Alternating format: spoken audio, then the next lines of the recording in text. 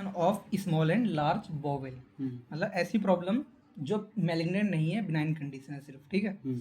इसमें देखते हैं सबसे पहले स्टोमास। तो स्टोमा क्या होता है? ओपनिंग। स्टोमा का मतलब होता है ओपनिंग सिर्फ, ठीक है। तो कहीं पे भी स्टोमा हो सकता है। तो opening of bowel in the abdominal wall, ठीक है, बॉवेल में अगर है तो इंटेस्टाइन के अंदर, तो उसके बारे में हम लोग देख रहे हैं। तो एक हो गया इलियोस्टोमी, इलियम में ओपनिंग। एक हो गया कोलोस्टोमी, कोलोन में। इलियम हो गया स्मॉल इंटेस्टाइन, कोलोन हो गया लार्ज इंटेस्टाइन, ठीक है। तो अब देखते हैं, तो इलियोस्टोमी और कोलियोस्टोमी। तो अगर हम आउटपुट की बात करें तो इसमें क्या होगा? लिक्विड ज़्यादातर होगा। इलियम में तो लिक्विड ही होगा ना, क्योंकि इसके बाद ऑब्जर्प्शन और ज़्यादा हो रही होती है। जब एब्जॉर्प्शन बहुत ज़्यादा हो जाएगी तो उसका क्या हो जाएगा? सेमी सॉलिड हो जाएगा। तो कोलोन बाद में आता है, तो कोलोस्टोमी में क्या होगा? सेमी सॉलिड होगा, ठीक है। और क्या है? इलियोस्टोमी के अंदर क्या है? स्किन एक्सकोरिएशन ज़्यादा होता है, ठीक है। स्किन एक्सकोरिएशन ज़्यादा होता है इलियोस्टोमी में, और कोलोस्टोमी में कम होता है स्किन का एक्सकोरिएशन, ठीक है। फ्लूइड एंड इलेक्ट्रोलाइट इम्बैलेंस ज़्यादा होता है इलियोस्टोमी में, ठीक है। फ्लूइड और इलेक्ट्रोलाइट का इम्बैलेंस इलियोस्टोमी में ज़्यादा होता है, कोलोस्टोमी में कम होता है, ठीक है। ईज ऑफ मैनेज करना किसको आसान होता है? तो कोलोस्टोमी को आसान होता है मैनेज करना, इलियोस्टोमी को थोड़ा मुश्किल होता है। तो टेक्निकल डिफरेंस क्या है?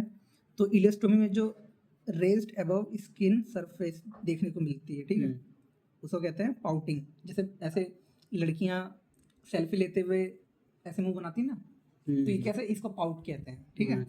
तो वो वैसा इलियोस्टोमी में ओपनिंग देखने को मिलता है। लेकिन कोलोस्टोमी में क्या होता है? सेम लेवल पर होता है, फ्लश विद द स्किन, ठीक है। स्किन के साथ एकदम मिल जाता है, ओपनिंग जो होती है स्किन के साथ मिल जाती है कोलोस्टोमी में। तो लगता नहीं है कि कोई ओपनिंग है खास। जैसे इसमें पाउट ऐसे, उसमें ऐसे रहता है एकदम इक्वल, ठीक है। साइड कहाँ पे इलियोस्टोमी देखने को मिलता है? तो राइट इलियक या फिर लेफ्ट इलियक फोसा में, ठीक है। और कोलोस्टोमी लेफ्ट इलियक फोसा में, ठीक है। क्यों? क्योंकि यहाँ पे सिग्मोइड होता है। और कहाँ पे अगर ट्रांसवर्स कोलन में दिक्कत है तो यहाँ पे एपिगैस्ट्रिक रीजन में कोलोस्टोमी देखने को मिलता है, ठीक है। टेकन अलोंग, तो आउटर बॉर्डर ऑफ रेक्टस तक होता है, ठीक है। कहाँ तक मतलब इलियोस्टोमी और कोलोस्टोमी होता है? तो outer border of rectus. Position कहाँ पर? Away from bony landmark, bony landmark से दूरी होता है दोनों के दोनों, ठीक।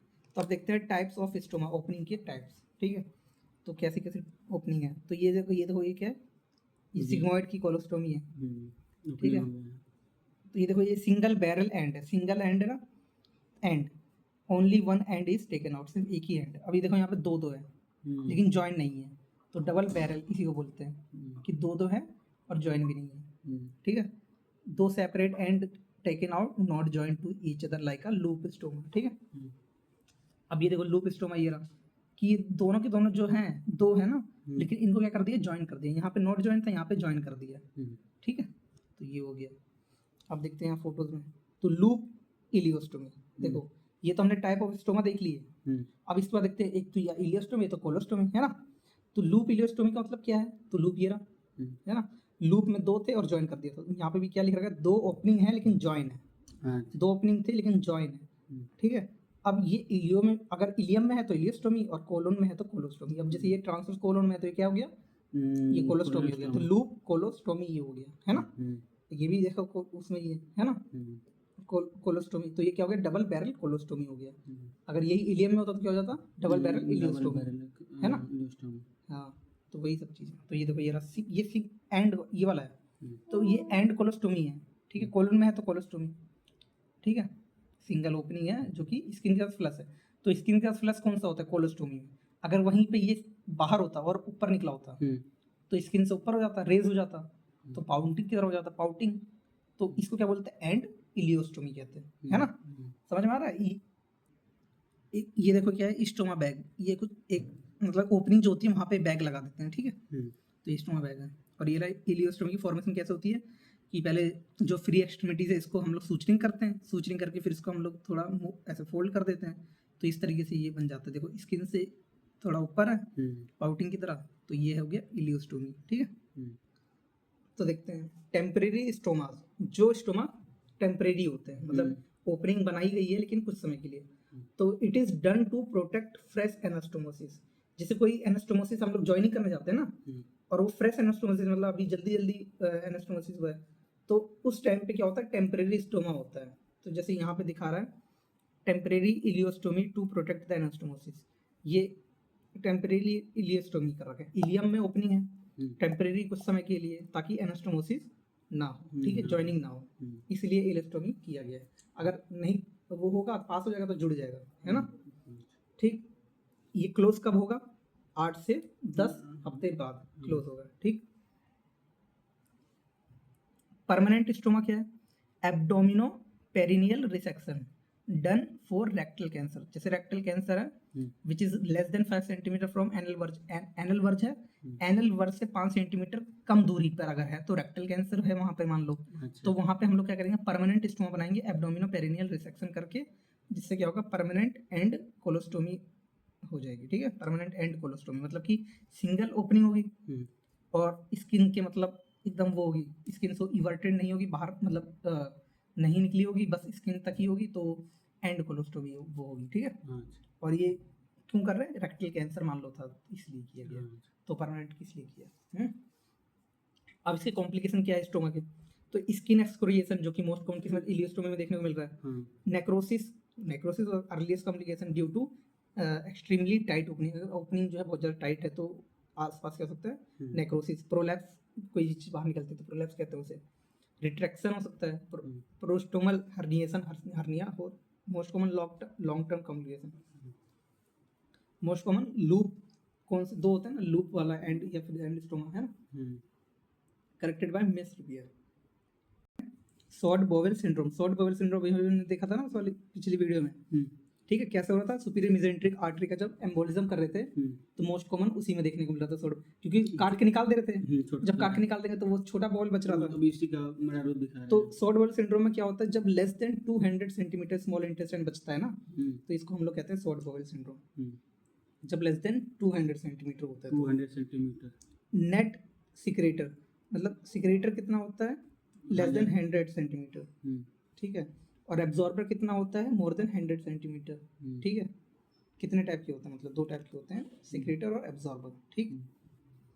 क्या क्या कारण होता है, वही superior mesenteric artery embolism most common तो यही था, ठीक है। क्रोन डिजीज के अलावा ट्रॉमा या फिर माल रोटेशन या फिर एट्रेजिया बच्चों में देखने को मिलता है, ठीक है। इसके कारण शॉर्ट बोवेल सिंड्रोम होता है। फीचर्स क्या होते हैं, तो माल एब्जॉर्प्शन, जब छोटा होगा तो भाई एब्जॉर्प्शन सही से नहीं होगा, क्योंकि एब्जॉर्प्शन कितना चाहिए, मोर देन 100 सेंटीमीटर, है ना। तो डायरिया हो सकता है इसके कारण, वेट लूज होगा इसके कारण, बैक्टीरियल ओवरग्रोथ भी हो सकता है। और ये कहाँ पर होता है, इलियम प्रेजेंट होता है, जिजनम एब्सेंट होता है, तब इलियम कैन एडॉप्ट, ठीक है। और अगर जिजनम प्रेजेंट है और इलियम नहीं है तो क्या होगा, देखो इलियम में क्या होता है, विटामिन B12 का एब्जॉर्प्शन होता है, तो इसी कारण अगर इलियम एब्सेंट हुआ तो विटामिन B12 का एब्जॉर्प्शन नहीं होगा, डिफिशियंसी हो जाएगी। तो कौन सा वाला वो होता है, कौन सा वाला एनीमिया होता है, वो मैक्रोसिटिक एनीमिया हो जाता है, एनीमिया हो जाता है, ठीक है। Ileocaecal junction, ileocaecal junction intact रहेगा, मतलब इलियो और सीकम का जंक्शन रहेगा, तो क्या होगा, डिले ट्रांजिशन होगा, मीनिंगफुल एब्जॉर्प्शन होगा, ठीक है। और मैनेजमेंट कैसे करेंगे, तो लॉन्ग टर्म TPN चलाएंगे, मतलब टोटल पेरेंटल न्यूट्रिशन देंगे, ठीक है। और क्या है, small intestine transplantation, small intestine जो नहीं है उसको लगा देंगे, ट्रांसप्लांट कर देंगे, पेरेंटल चलाएंगे उसको, टोटल पेरेंटल न्यूट्रिशन IV चलाएंगे, ठीक है। ड्रग्स में लोपेरामाइड दे सकते हैं, ठीक है। और क्या दे सकते हैं, टेडू ग्लूटाइड, ठीक है, GLP-2 एनालॉग है। और क्या, कोलेस्टाइरामाइन दे सकते हैं कोलेसिस्टाइटिस के लिए, ठीक है। सर्जरी कौन सी करेंगे, सर्जरी है बोवेल लेंथनिंग प्रोसीजर, मतलब बोवेल को लंबा कर देंगे, तो लंबा कैसे करेंगे, देखो यहाँ पे दे रखा है, जैसे ये है, ठीक है, तो इसको यहाँ पे इंसिजन लगाएंगे, जब इंसिजन लगाएंगे तो ऐसे करके काट देंगे, अभी दो हो गया पतला पतला, अभी दो पतला पतला हो गया, इसको ऐसे करके ज्वाइन कर देंगे तो लंबा हो जाएगा ना, लंबा ही तो करना था, लंबा कर दिया अब इसको हमने तो लंबा हो गया, ठीक है। जैसे मोटा था उसको काट दिया, काट के उसका जोड़ दिया तो पतला हो गया लेकिन लंबा हो गया, तो हमें लंबा तो करना था तो लंबा हो गया, ठीक है। और क्या है, देखो यहाँ पे ऐसे ऐसे काट के हमने क्या कर दिया, ये यहाँ पे काटा स्टेपलर लगा दिया, यहाँ पे काटा स्टेपलर लगा दिया, हम्म, तो ऐसे ही फिर से देखोगे तो इतना लंबा था, अब देखो लेंथ बढ़ गई इसकी, पतला हो गया लेकिन लंबा पतला हो गया, हाँ। लेकिन जिगजैग बॉवेल है ये, तो हम्म, लेंथ बढ़ गई, बेटर एब्जॉर्प्शन, अब एब्जॉर्प्शन अच्छे से हो जाएगी, ठीक है। तो ये हो गया तुम्हारा हाँ, शॉर्ट बॉल सिंड्रोम का ट्रीटमेंट।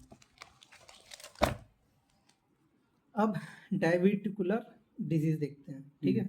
इसके फीचर्स क्या हैं, तो फॉल्स डायबिटिकुला है, ठीक है, जिसमें सिर्फ म्यूकोसा बल्ज आउट हो जाता है, ठीक है। Comes out along the mesenteric border के साइड से मतलब बाहर आता है। मोस्ट कॉमन साइड कौन सा इफेक्ट होता है, सिग्मोइड साइड में, ठीक है, सिग्मोइड कॉलम। एज कौन से एज में होता है, 40 से 50-60 साल की एज में ज़्यादा देखने को मिलता है। कॉन्स्टिपेशन भी होता है इसमें, ठीक है।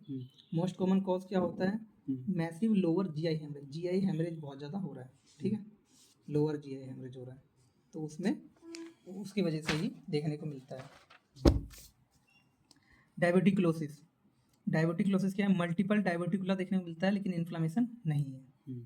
क्लिनिकल फीचर कॉन्स्टिपेशन, ब्लीडिंग, ये सब देखने को मिलता है। और इन्वेस्टिगेशन चॉइस बेरियम इनेमा में क्या देखने को मिलेगा, सो टूथ अपीयरेंस देखने को मिलेगा। सो टूथ अपीयरेंस देखो ये रहा, ठीक है, ये सो टूथ अपीयरेंस है, सो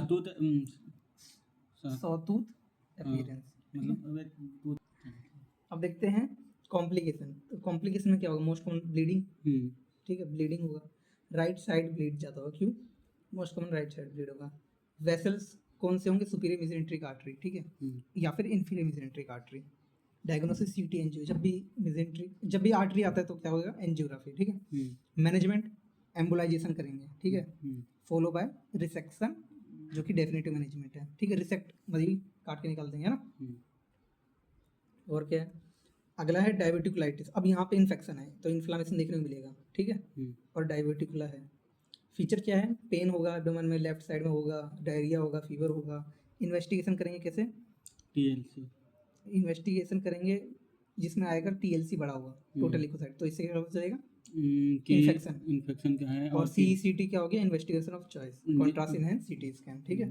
तो सीईसीटी में क्या देखने को मिलेगा, डायबिटिकुलाइटिस देखने को मिलेगा, देखो ये, ठीक है। यहाँ पे क्या देखने को मिल रहा है, ये एब्सेस देखने को मिल रहा है और ये कोलोन है, ठीक है। हिंचेस स्टेजिंग देखते हैं, ठीक है, हिंचेस स्टेजिंग क्या है, डायबिटिकुलाइटिस स्टेज 1, स्टेज 2, 3, 4। तो 1 में क्या है, इन्फ्लामेशन देखने को मिल रहा है, साथ में पेरिकोलिक एब्सेस देखने को मिल रहा है। 2 के अंदर कोलोनिक इन्फ्लामेशन, साथ में पेल्विक एब्सेस, ठीक है। और स्टेज 3 में पुरुलेंट पेरिटोनाइटिस देखने को मिल रहा है। स्टेज 4 में फीकल पेरिटोनाइटिस देखने को मिल रहा है, फीकल मटेरियल देखने को मिलेगा, इसमें पस देखने को मिलेगा स्टेज 3 में। और ये इसमें रिबाउंड टेंडरनेस देखने को मिलता है, जिसके कारण गार्डिंग रिजिडिटी, ये सब फीचर्स प्रेजेंट होते हैं। मैनेजमेंट, अगर स्टेज 1 स्टेज 2 है जिसके अंदर पेरिकोलिक और पेल्विक एब्सेस है, तो इसमें नील पर ओरल मतलब कुछ मुंह से निकलाएंगे, आईवी एंटीबायोटिक देंगे, एनाल्जेसिक देंगे और पिगटेल कैथेटर से ड्रेनेज कर देंगे जो भी एब्सेस है, ठीक है। और अगर स्टेज 3 स्टेज 4 की बात करेंगे जहाँ पे रिबाउंड टेंडरनेस देखने को मिलेगा, तो उसमें इमरजेंसी लेप्रोटमी करेंगे, ठीक है। इसमें भी नील पर ओरल तो रखना ही पड़ेगा और आईवी फ्लूइड देंगे, ठीक है, और आईवी एंटीबायोटिक देंगे, लेकिन इमरजेंसी लेप्रोटमी करेंगे हार्टमैन्स प्रोसीजर के साथ। वही हार्टमैन प्रोसीजर पहले भी देखा था हमने कि जो कुछ पार्ट काट कर निकाल देंगे और बाकी एनास्टोमोसिस कर देंगे 6 से कुछ हफ्ते बाद, 12 हफ्ते बाद करेंगे इस वजह से, ठीक है। तो ये हो गया हमारा खत्म, ठीक है। अब देखते हैं इसके बाद क्या है, कोलोरेक्टल कैंसर, ठीक है। कोलोरेक्टल कैंसर क्या है, लॉन्ग स्टैंडिंग केसेस, जो केस बहुत लंबे समय तक रहते हैं, उसके बाद कोलोरेक्टल कैंसर होने का चांस होता है, ठीक है। Angiodysplasia and lower GI haemorrhage workup, ठीक है, वर्कअप मतलब देखेंगे लोअर जीआई हेमरेज का भी। एंजियोडिस्प्लेजिया मतलब क्या है, तो डायलेटेड वेसल्स होते हैं predominantly seen in large intestine, ठीक है। डायलेटेड वेसल्स ज़्यादातर लार्ज इंटेस्टाइन में देखने को मिल रहे हैं। फीचर्स क्या हैं, एल्डरली पेशेंट जो ज़्यादा बड़े हैं 50-60 साल के ऊपर, उनमें देखने को मिलता है। मोस्ट कॉमन राइट साइड में देखने को मिलता है, मोस्ट कॉमन साइड सीकम में देखने को मिलता है, सीकम राइट साइड में होता है, ठीक है, सीकम राइट साइड में होता है, ठीक है। सेकंड मोस्ट कॉमन कॉज क्या होता है, मैसिव लोअर जीआई हेमरेज की वजह से होता है, ठीक है, एंजियोडिस्प्लेजिया। और क्या है, हाइड सिंड्रोम, हाइड सिंड्रोम में क्या है, एंजियोडिस्प्लेजिया साथ में ऑर्टिक स्टेनोसिस।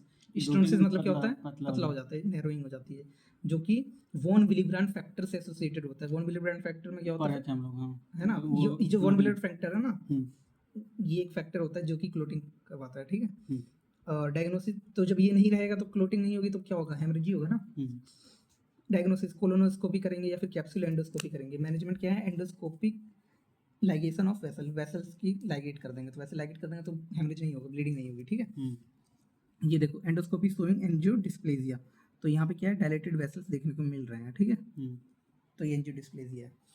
अब देखते हैं workup of lower G haemorrhage, तो कैसे वर्कअप करेंगे। तो फ्रैंक ब्लड इन स्टूल, ठीक है, स्टूल में क्या होगा, ब्लड देखने को मिलेगा, तो blood- इसको हम लोग क्या कहते हैं, हीमोटोचीजिया। हेमाटोजीया। हीमेटोचीजिया, चीजिया मतलब स्टूल के अंदर ब्लड, ठीक है। हेमाटोजीया। रूल आउट क्या करेंगे इससे, लोकल कॉज क्या, हीमोरॉइड तो नहीं है, फिशर तो नहीं है, पॉलिप तो नहीं है, ये देखेंगे हम लोग, हम्म, ठीक है। स्टेबलाइज क्या करेंगे, पेशेंट को स्टेबलाइज करेंगे आई फ्लूइड और नील पर ओरल, ठीक है। नील मुंह पर से कुछ भी oral। नहीं देंगे, आईवी फ्लूइड देंगे। हम्म, कोलोनोस्कोपी जब करेंगे तो उससे हमें पता चलेगा रेक्टम अप टू सीकम 100 से 140 सेंटीमीटर। कोलोन जो होता है ना कोलोनोस्कोपी, एक होता है कोलोनोस्कोप, उसको डालते हैं पीछे से, ठीक है। और वो लगभग 140 सेंटीमीटर तक लंबा होता है और हम लोग चेक करते हैं उससे कहाँ पे क्या प्रॉब्लम है, ठीक है। फाइंडिंग क्या देखने को मिलेगी, तो इससे अपर जीआई हेमरेज है या नहीं है। अगर नहीं है तो अपर जीआई हेमरेज, अगर अगर कोई फाइंडिंग देखने को मिलेगी तो मतलब कि वो लोअर जीआई हेमरेज है, और फिर इसको हम लोग मैनेज करेंगे, ठीक है। ठीक है। अगर मान लो अपर जीआई हेमरेज था तो ब्लीडिंग कहाँ पर हो गया था, स्टमक या तो ड्यूडेनम में, ठीक है, वही तो अपर जीआई हेमरेज है। तो अगर मान लो अपर स्टमक या ड्यूडेनम में प्रेजेंट है तो उस हिसाब से हम लोग उसको मैनेज करेंगे, ठीक है, ये हमने पहले देख रखा है। और अगर लोअर जीआई हेमरेज में है तो मतलब अपर जीआई हेमरेज में ब्लीडिंग नहीं हो रही है तो इसका मतलब क्या है, ऑब्सक्योर जीआई हेमरेज, मतलब कि जीआई हेमरेज नहीं है, स्मॉल इंटेस्टाइन ब्लीड है। तो इसमें small intestine bleed capsule endoscopy करेंगे, सीटी एंजियोग्राफी करेंगे, सीटी एंजियोग्राफी से पता चलेगा ना कौन सी आर्टरी मतलब ब्लीड कर रही है। और टेक्नीशियम 99 से स्कैन करके हमें पता चलेगा कि ब्लीडिंग साइट पता चलेगी इससे, है ना, मोर सेंसिटिव होता है, ठीक। तो ये हो गया एक तरह से workup of lower GI haemorrhage, ठीक।